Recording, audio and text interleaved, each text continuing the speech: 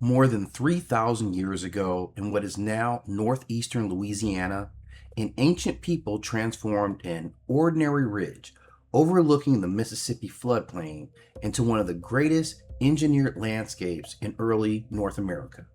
They raised enormous mounds. They constructed six immense curved ridges around a central plaza. They transported stone from distances reaching hundreds of miles. They gathered, traded, cooked, hunted, worshiped, celebrated, and built together on a scale that archaeologists once believed people like them could never achieve. Today, we call this place Poverty Point, but Poverty Point was never its true name. That name came from a plantation established nearby during the 19th century, thousands of years after the ancient city had already fallen silent. The people who actually created this place left no written record of what they called it. We don't know what they called themselves. We don't know what language they spoke. We do not know the names of their leaders, who their ancestors were, or who the spirits or gods were. Even the word city may not completely describe what Poverty Point was. It was a settlement, but it was more than a settlement. It was a marketplace, but it was more than just a marketplace. It was a ceremonial center, but it may have been more than that as well. Poverty Point was a gathering place, a location where people, materials, knowledge, and spiritual meaning were pulled together into one sacred center. And so the first mystery of Poverty Point is not simply how it was built, it's what it meant. The principal construction of Poverty Point took place between roughly 1700 and 1100 BCE. This was long before the rise of the Mississippian cities. It was more than 2,000 years before the height of civilization there and long before the emergence of the historically identified cattle culture. And this distinction matters because Poverty Point stands in Louisiana, and because later indigenous nations lived throughout that region, people are sometimes tempted to assign its construction to those nations. But archaeologists cannot confidently identify the builders of Poverty Point or attach it to any historical documented people. Later nations may carry cultural or ancestral connections to these ancient populations, but we cannot simply attach a familiar tribal name to people who lived more than 3,000 years ago and declared that mystery solved. The identity remains hidden to us. Archaeologists refer to them as the Poverty Point culture, but that is a modern classification, not the name of a nation being recovered from the past. They are people named after a place that was named after a plantation. Their own name has been erased twice, yet their works remain. The heart of Poverty Point consists of six enormous concentric ridges placed like broadleaf circles. The ridges surrounded a large, open plaza extending across dozens of acres. From the ground, the full design will be difficult to see. A person standing on one ridge might have to rise ahead of them with homes, fires, work areas, pathways occupying the land between. But only from above, or only from a position high enough to observe the whole arrangement, does the massive geometric pattern become clear. And that tells us something very important. Poverty Point was not an accidental collection of camps. It was planned. Its builders imagined a large shape that any single person could experience from the ground. They organized human labor around an idea that existed in the mind and was carved into the landscape. And they did it without bulldozers, without metal shovels, without wheeled carts, without domesticated animals dragging loads for them. The earth was excavated, carried, and placed by human beings, probably using baskets or other simple containers, basket by basket, load by load, step by step. After years and generations, they moved an astonishing quantity of soil. Estimates covering the monumental landscape reach nearly 2 million cubic yards. That is not simply physical labor. That is coordination. Someone had to understand the design. Someone had to know where the soil belonged. People had to feed while they worked. Tools had to be made and maintained. Construction had to fit around hunting, fishing, gathering, cooking, child rearing, and other necessities of life. The existence of Poverty Point means that the people agreed to build Poverty Point. Whether they followed leaders, religious authorities, councils, family obligations, or some form of organization we no longer recognize, thousands of individual decisions had to come to a collective action. And this is where Poverty Point shattered one of archaeology's oldest assumptions.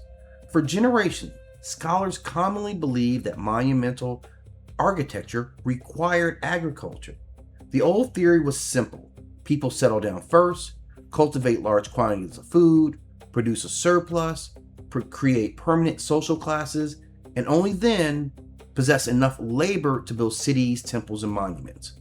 Hunters and gatherers are portrayed as small, scattered groups who spent nearly every waking hour searching for their next move. They were not supposed to build Poverty Point, but they did. The people of Poverty Point hunted animals, collected plants, and harvested the waters around them. Fish appeared extensively among the remains found on the site. The rivers, bayous, forests, and wetlands of the lower Mississippi Valley provided a rich and varied food supply. These people were not wandering desperately through an empty wilderness. They knew the land. They understood its seasons. They knew when the waters would rise, when the animals would travel, which plants would ripen, and how the abundance of the region could support large gatherings. Poverty Point forces us to abandon the idea that hunting and gathering automatically means living without complexity. These people constructed monumental architecture without becoming an agricultural kingdom. They created order without becoming Egypt. They created scale without becoming Rome. They built a center capable of connecting communities across enormous distances while living according to a system uniquely adapted to their own world. And the evidence of their connections is written in stone. The landscape around Poverty Point does not naturally contain enormous quantities and varied stone discovered there. Yet archaeologists have recovered stone originating from across much of eastern North America. Flint and other materials arrived from regions hundreds of miles away. Some came from Alaska. Some originated near the valleys of Ohio and the Tennessee rivers. Other materials traveled from areas as distant as the Appalachian region. Tons of stone moved towards Poverty Point, not through a modern highway system, but along rivers, trails, and human relations. The Mississippi and its tributaries were not boundaries separating people. They were roads. Canoes carried people and materials through a living network of water. One community could exchange with another, which could exchange with another, passing objects from hand to hand until stone quarried hundreds of miles away finally reached Louisiana. Each foreign stone found at Poverty Point is therefore more than an artifact. It is a surviving fragment of a relationship. It tells us that someone knew where the material came from. Someone wanted it. Someone understood its value. Someone's willing to transport it, trade for it, or travel to obtain it. The objection may remain, but the conversation surrounding it has disappeared. We do not know what offered in exchange. We do not know whether travelers were merchants, pilgrims, relatives, diplomats, or all four at once. We do not know whether people came to Poverty Point carrying goods because a market awaited them or because a ceremony had called them there.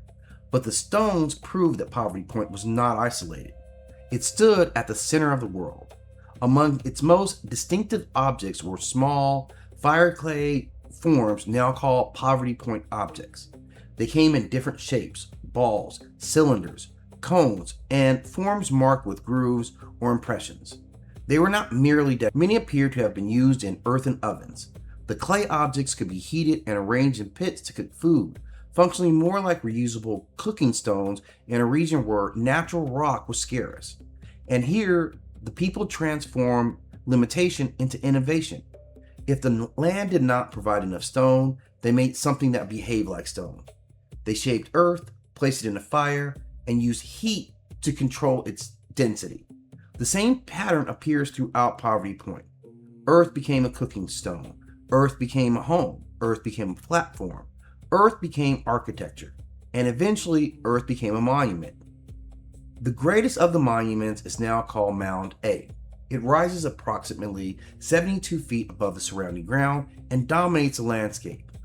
Its form has sometimes been interpreted as resembling a bird with extending wings. And that interpretation is powerful, although it's not proven.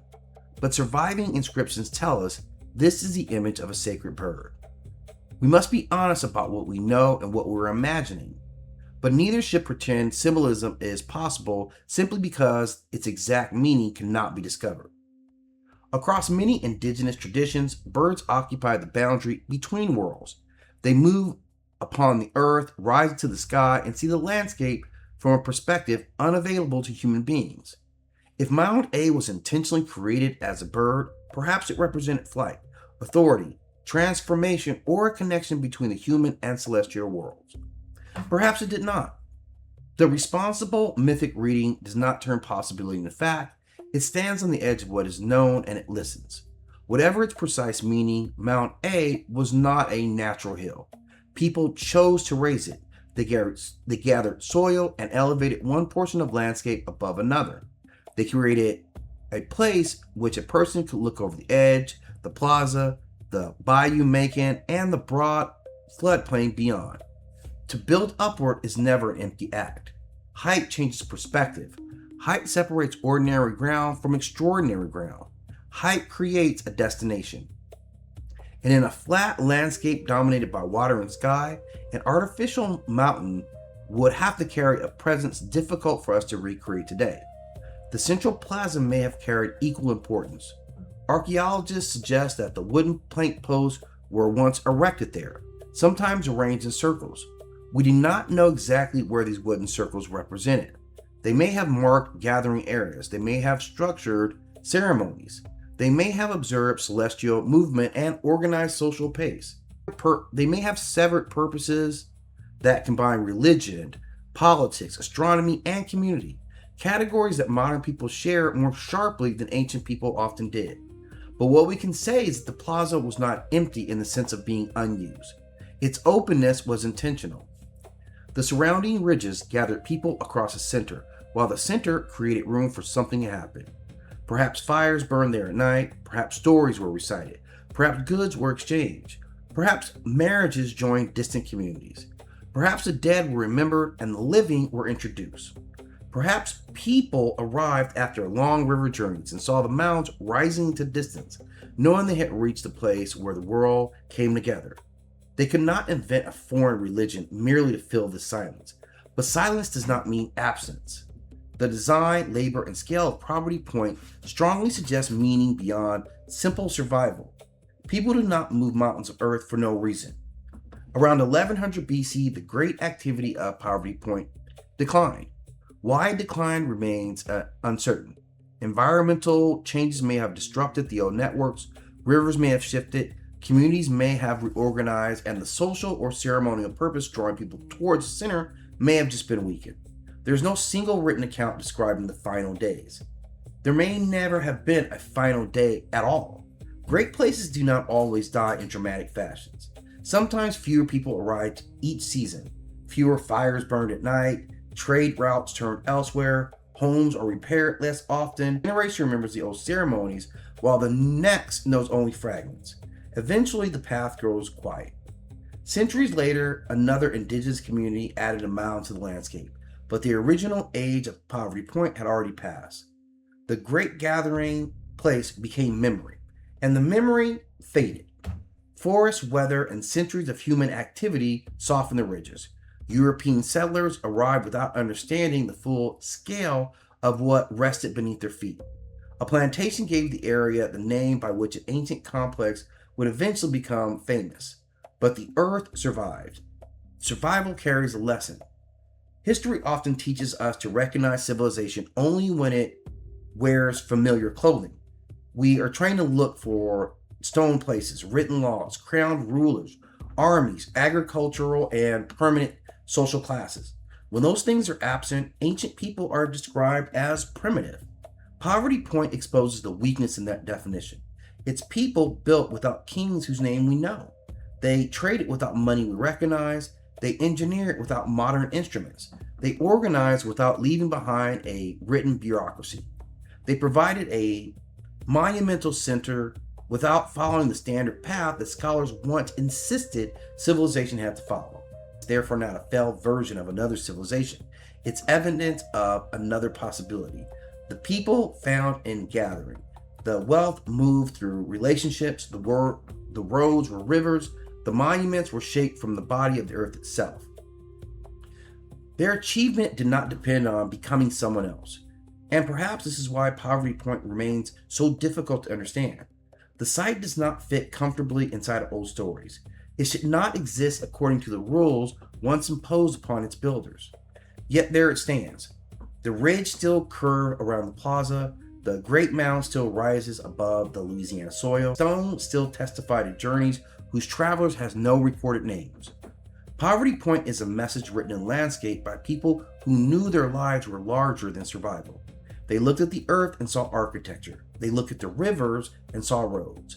They looked at the scattered communities and saw a world that could be true. We may never learn the true name of their city. We may never recover the words spoken in its plaza or the songs carried in its fires. We may never know whether Mount A represented a bird, a spirit, or a sacred mountain, or something our language has no equivalent for. But we know the builders were here, we know they planned, we know they traveled, we know they created. And we know that more than 3,000 years ago, on a ridge in the land now called Louisiana, an ancient people gathered around a vision large enough to reshape the earth. That is the power of Poverty Point. It is not simply a ruin from an unnamed culture. It is a civilization before permission, a mystery before writing, and a city's name who had been forgotten, but whose presence may never completely disappear.